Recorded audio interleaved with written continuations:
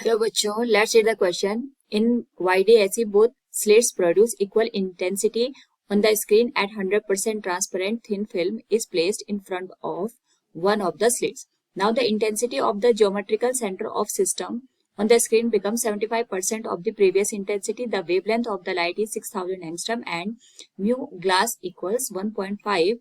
The thickness of the film is, here we have given 4 options. Now to answer this question, first we will discuss here the key concept, and here the key concept will be given as Young's double slit experiment, जिसमें हम यहाँ पे ये देखते हैं कि हमारे पास दो डिफरेंट सोर्सेस के थ्रू जो भी यहाँ पे वेव ट्रेवल करती है, अगर हम उसको स्क्रीन पे यहाँ पे ऑब्जर्व करें तो हमारे पास जो सेंटर पे फ्रिंज बनती है वो ब्राइट फ्रिंज बनती है और इसके करस्पॉन्डिंग हमें ऑल्टरनेट यहाँ पे डार्क और ब्राइट फ्रिंजेस देखने को मिलते हैं। और इस पर्टिकुलर केस में जो हमारे पास यहाँ पे मैक्सिमम इंटेंसिटी की अगर हम बात करें, that is given as I1 plus I2 plus 2 into square root of I1 I2 cos के बराबर फाई। यहाँ पे दोनों जो हमारे पास सोर्सेज है इनके बीच का फेज डिफरेंस यहाँ पे रिप्रेजेंट करता है। तो क्वेश्चन के अकॉर्डिंग अगर हम देखें तो जो हमारे पास यंग डबल स्लिट एक्सपेरिमेंट है इसमें इक्वल इंटेंसिटी के हमारे पास यहाँ पे लाइट प्रोड्यूस हो रही है, यानी I1 और I2 की जो वैल्यू है ये इक्वल है, इसको हम I0 के बराबर कंसिडर कर लेते हैं।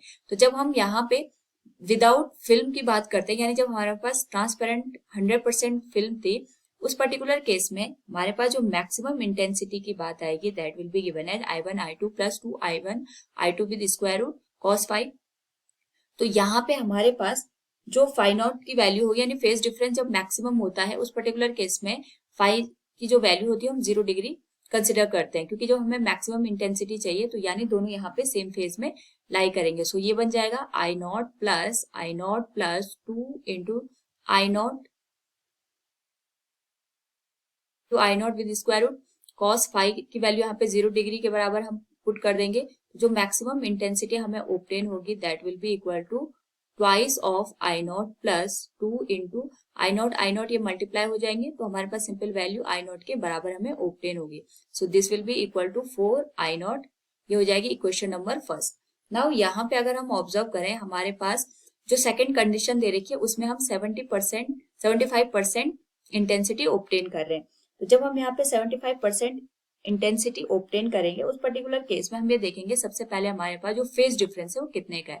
सो वी कैन से हियर जो हमारे पास नेक्स्ट इंटेंसिटी है दैट इज 75% या 0.75 ऑफ द ओरिजिनल वैल्यू। तो ओरिजिनल वैल्यू का जो, या फिर हम विदाउट जो फिल्म हम यूज कर रहे थे उस पर्टिकुलर केस में जो इंटेंसिटी है दैट इज 4 I0। और यहाँ पे I डैश की अगर हम वैल्यू पुट कर दें तो हमारे पास जो I डैश की वैल्यू आएगी that could be written as I0 plus 2 into square root of I0 cos, इसको हम डेल से इंडिकेट कर लेते हैं and this will become equal to 0.75 into 4, ये हमारे पास बन जाएगा थ्राइस ऑफ I0 के बराबर। नाउ यहाँ से सॉल्व करें अगर इस होल वैल्यू को तो ये बन जाएगा I0 plus I0 2I0 plus 2I0, यहाँ से हमारे पास जो वैल्यू निकल के आएगी this will be equal to cos del equal 1/2। Now यहाँ से अगर हम डेल की वैल्यू कैलकुलेट करें तो हमारे पास जो डेल की वैल्यू आएगी that will be equal to π/3, क्योंकि हमारे पास जो cos की वैल्यू होती है 1/2 वो 60 डिग्री पे होती है। नाउ यहाँ से अगर हम ऑब्जर्व करें कि जब हमारे पास 75% हमें इंटेंसिटी मिल रही है उस पर्टिकुलर केस में जो फेज डिफरेंस है वो हमारे पास 60 डिग्री का है। नाउ यहाँ से हमें जो पार्ट डिफरेंस है जब हमने फिल्म यूज किया उसकी वैल्यू हम कैलकुलेट कर सकते हैं या उसकी थिकनेस हम कैलकुलेट कर सकते हैं।